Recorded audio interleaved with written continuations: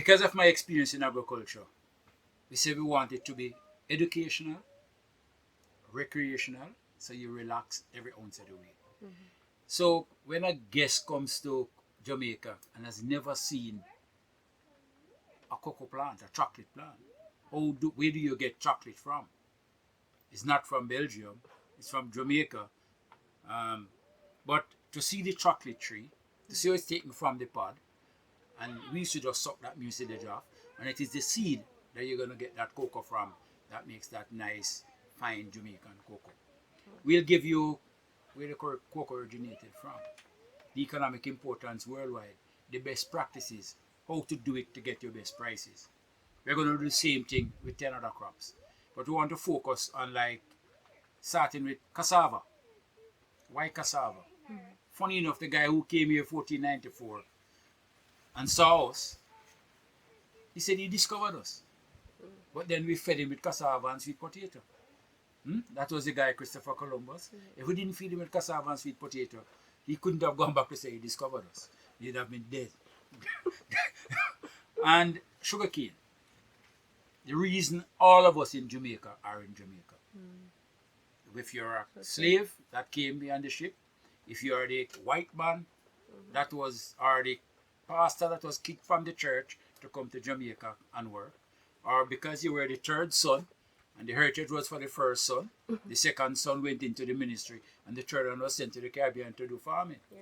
Right? So whether that it is, or you're from some part in the Middle East, serving your prison sentence, you're sent to Jamaica to serve it out, and at the end of the time you'll be freed.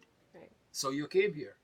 Or whether you were from one of the Indian, because after the slaves were freed in Jamaica, they hated the land. They didn't want to be enslaved on the land. So they went and farmed their own little crops up in the hills. So the plantation owners had to import workers from China, from India, and from those places. So it was important. Now, when you think of like the yams, all of these fruits and food were brought here to feed the slaves.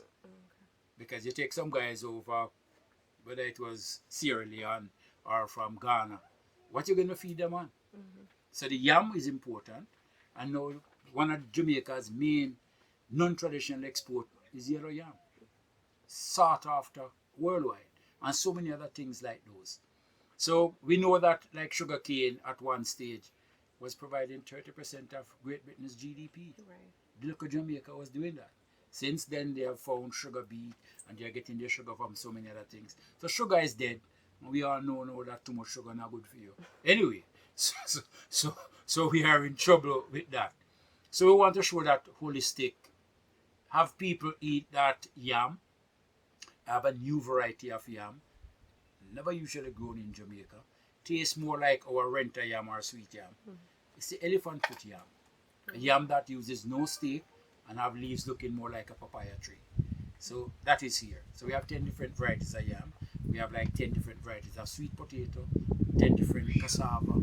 We have bananas that do not require any spray, plantains that only produce one hand.